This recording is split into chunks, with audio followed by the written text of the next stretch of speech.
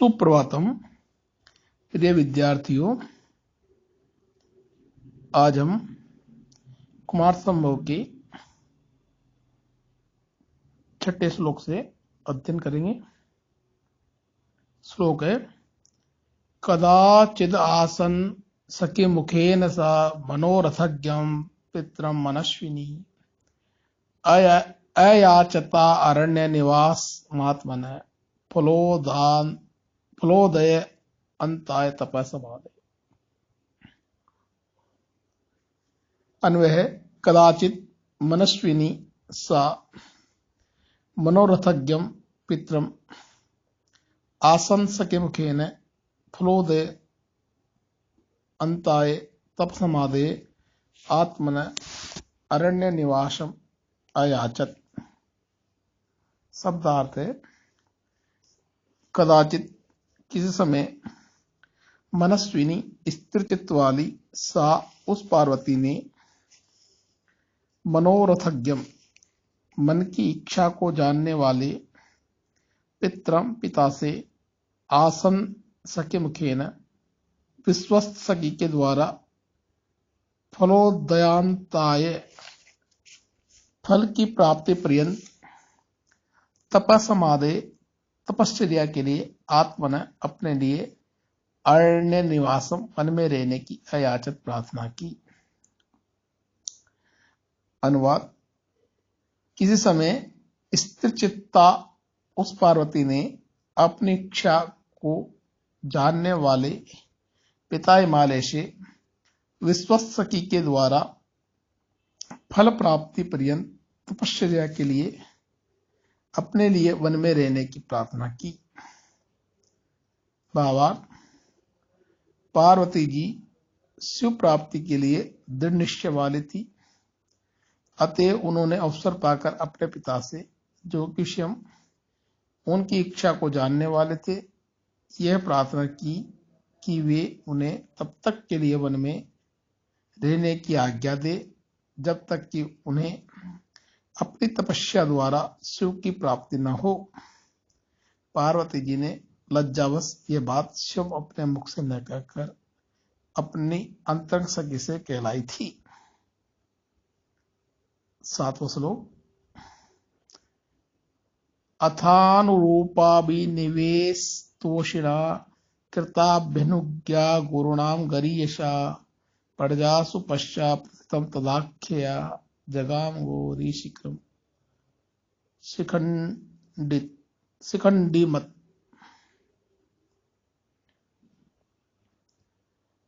अनुवाद, अथ गौरी अनुरूपाभिनिवेश तोषणा गरीयशा गुरुणा कृताभ्यनुज्ञा सती पश्चात् प्रजासु तदाख्यया प्रथितम शिखंडीमत शिखरम जगाम। शब्दार्थ, अथ वन गमन के लिए प्रार्थना करने के बाद गौरी पार्वती अनुरूपाभिनिवेश तोषणा अनुरूप योग्य उचित अभिनिवेश आग्रह वर योग्य वर की कामना संतुष्ट गरीषा पूज्यतम गुरुणा पिता के द्वारा कृताभ्यनुज्ञा अनुमति प्राप्त कर लेने वाली अर्थात तपस्या करो यह अनुमति पाकर पश्चात तप करने के बाद प्रजासु प्रजाजनों में तदाख्या उसके नाम से अर्थात गौरी नाम से प्रथितम प्रसिद्धि को प्राप्त शिखंडीमत मयूरोत्सनाथ शिखर श्रृंग पर जगाम गई। अनुवाद, इसके बाद पार्वती जी योग्य वर कामना से संतुष्ट हुए पूज्यतम पिता हिमालय से अनुमति प्राप्त कर तपस्या के अनंतर प्रजाजनों में गौरी इस नाम से प्रसिद्ध हुए मयूरों से स्नात शिखर पर गई।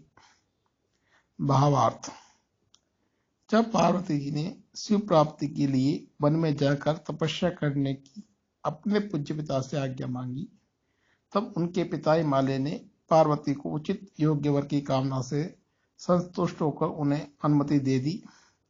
तब पार्वती उस शिखर पर तप करने को गई जो कि मयूरों से युक्त था तथा जो कि उनकी तपस्या के बाद लोगों में गौरी शिखर नाम से प्रसिद्ध हुआ। अग्रिम श्लोक। विमुच्य साहार महायन निश्चया विलोल्यष्टि प्रलिप्त चंदनम वबंध बालारुण वभ्रु वल्कलम पयोदरोत्सेद विशीर्ण सहन सन आती।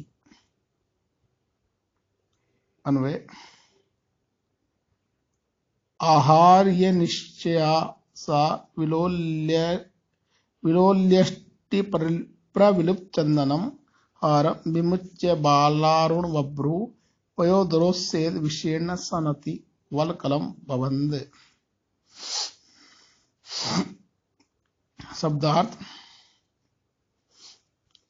आहार्य निश्चया सुदृढ़ व्यवसाया अविचल निश्चय वाली सा उस पार्वती ने विलोल्यष्टि प्रविलुप्त चंदन जिसके चंचल हिलते हुए आहार सूत्रों के द्वारा उसके तना अंतर्गत चंदन को पूर्णतः लुप्त कर दिया गया था, अर्थात उस आहार के हिलते हुए सूत्रों ने पार्वती जी के चंदन को पोष डाला था। हारम मोतियों के हार को विमुच्य त्याग कर बालारुण बभ्रु नवोदित सूर्य के पीत रक्त वर्ण वाले अर्थात नवोदित सूर्य के पीत वर्ण के समान पिंगल वर्ण वाले पयोदरों से विषण सनति पयोदर स्तन का उत्सेद ऊंचाई को विषण विघटित सनति अवयव अंगों के अवयव के जोड़ अर्थात पार्वती के स्तनों से के उच्छ्राय से जिस के अवयव संश्लेष विघटित कर दिए गए हैं। वल्कलम वृक्षों की छाल से बने कंठ से लटकने वाले स्तनोत्तरीय वल्कल वस्त्र को बबंध बांध लिया अर्थात मोतिक आहार को उतारकर वल्कल वस्त्र धारण कर लिया। अनुवाद। दृढ़ निश्चय रखने वाली उस पार्वती ने अपने चंचल हार सूत्रों से चंदन को पूर्णतः पोंछ देने वाले मौक्तिक हार को त्याग कर नवोदित सूर्य के रक्त पीताभ वर्ण के सदृश पिंगल वर्ण वाले तथा अपने पयोदर के उच्छ्राय से उसके अवयव संश्लेष को विघटित कर देने वाले वल्कल वस्त्र को धारण कर लिया। भावार्थ। तपस्या करने के लिए उत्सुक भगवती पार्वती जी ने उस मोतियों की माला को जिसके वक्ष स्थल पर हिलती हुई लड़ों ने उसके स्तनांतर्गत चंदन के लेप को सर्वथा पोंछ दिया था, उतार कर उस वल्कल वस्त्र को धारण कर लिया जो कि नवोदित सूर्य के रक्त पीता वर्ण पिंगल वर्ण का था तथा उनके स्तनोच्छ्राय से जिसके अवयव संश्लेष विघटित हो रहे थे। यह वल्कल वस्त्र उनके कंठ से लटकता हुआ उनके स्तनोत्तरीय का काम दे रहा था।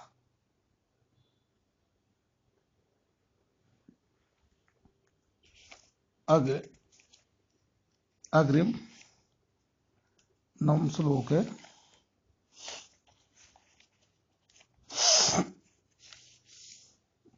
यथा प्रसिद्धे मधुरम शिरोरुहि जटाभि अपि एवं अभूत दाननम न षट्पद श्रेणी भी देव पंकजम ससेवाल संगम प्रकाशक। अन्वय। तदाननम प्रसिद्ध शिरोरुहि यथा आसीत जटाभि अपि एवं मधुरम अभूत पंकजम षट्पद श्रेणी भी एवं न प्रकाशते अतितु ससेवाल संगम अपि प्रकाशते। शब्दार्थ। तदाननम पार्वती का मुख प्रसिद्ध अलंकृत एवं विभूषित शिरोरुहि केशों से यथा जिस प्रकार मधुरम प्रिय और सुंदर जटा भी अपि जटाओं के द्वारा भी एवं उसी प्रकार मधुर अभूत पंकजम कमल षट्पद श्रेणी एवं ब्रह्म पंक्ति से ही ससेवाला संगम अपि सेवाल से संपृक्त हुआ अथवा लिपटा हुआ होकर भी प्रकाश शोभा पाता है। अनुवाद। पार्वती जी का मुख सुसज्जित केशों द्वारा जिस प्रकार सुंदर और प्रिय लगता था, उसी प्रकार जटाओं द्वारा भी वह मधुर था। कमल केवल भ्रमण पंक्तियों द्वारा ही शोभित होता है, अपितु वह सिवार से लिपटा हुआ होकर भी शोभा पाता है। भावार्थ है, तपस्या करने के लिए उद्यत पार्वती जी ने वलकल धारण करने के बाद यद्यपि जटाओं को भी धारण कर लिया था, तथापि उनके मुख की मधुरिमा अब भी वैसी ही थी जैसी कि अलंकृत सुसज्जित केसों के द्वारा होती थी। कमल केवल भ्रमण पंक्तियों से ही शोभित नहीं होता, अपितु वह सिवार से आच्छादित होकर भी उतनी ही शोभा पाता है। वस्तुतः स्वभाव सुंदर आकृतियों के लिए बाह्य श्रृंगार प्रसाधन कोई महत्व नहीं रखते। स्वभाव सुंदर व्यक्ति प्रत्येक दशा में शोभा ही पाता है, चाहे वह बाह्य श्रृंगार प्रसाधन करे अथवा न करे, उसके सौंदर्य में कोई अंतर नहीं पड़ता। मधुर आकृतियों के लिए सभी अच्छे या बुरे परिधान शोभावर्धक ही होते हैं। रत्नाभरणों एवं कोशे वस्त्रों को धारण कर एक स्वभाव सुंदरी जितनी शोभा पाती है, उसकी उतनी ही शोभा वलकल वो जटा धारण करके भी होती है। सह सौंदर्य प्रत्येक दशा में सौंदर्य ही रहता है, वह बाह्य पदार्थों से कभी आच्छादित नहीं होता। कवि ने यहाँ कृत्रिम सौंदर्य की अपेक्षा सह सौंदर्य का महत्व प्रतिपादित किया है। यहाँ ही नहीं, महाकवि कालिदास की सभी रचनाओं में ऐसी ही उनकी मान्यता परिलक्षित होती है। अग्रिम 10वां श्लोक है। प्रतिक्षणम सा कृतरोम विक्रियां वर्ताय मोर्चिम त्रिगुणा बभार्याम अकारि तत्पूर निबद्धया तया सरागमस्य रसानुगुणास्पदम। अन्वय है, सा प्रतिक्षणम कृतरोम विक्रियां त्रिगुणायाम मौजिम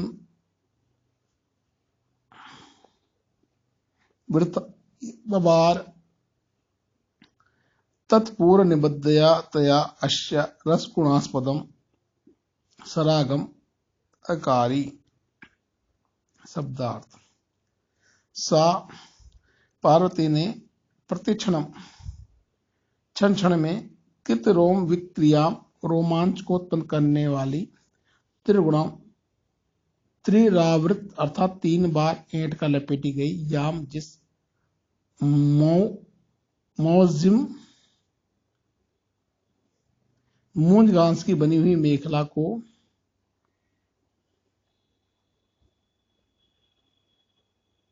व्रताय तपोनियम के लिए बभार धारण किया, सतपूर्व निबद्धया पहली बार बांधी गई तया उस मेखला ने अश्य इस पार्वती के रसना गुणास्पदम मेखला बंधन के स्थान अर्थात कटिल प्रदेश को सराग रक्तिमासिक तथा लाल अकारी कर दिया। अनुवाद,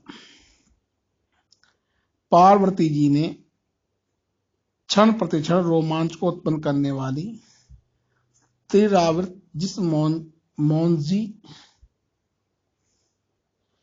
को तपोनियम के लिए धारण किया पहली बार बांधी गई उस मेखला ने इस पार्वती जी के मेखला बंधन अर्थात कटी प्रदेश को रक्तवर्ण कर दिया।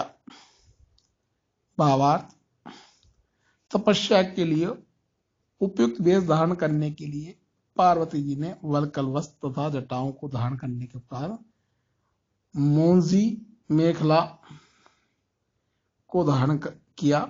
यह मेखला कटीली मूंज की घास से ऐंठकर 3 बार लपेट कर बनाई जाती है, अतः मेखला छिदने के कारण उनके क्षण प्रतिक्षण रोमांचित कर देती थी।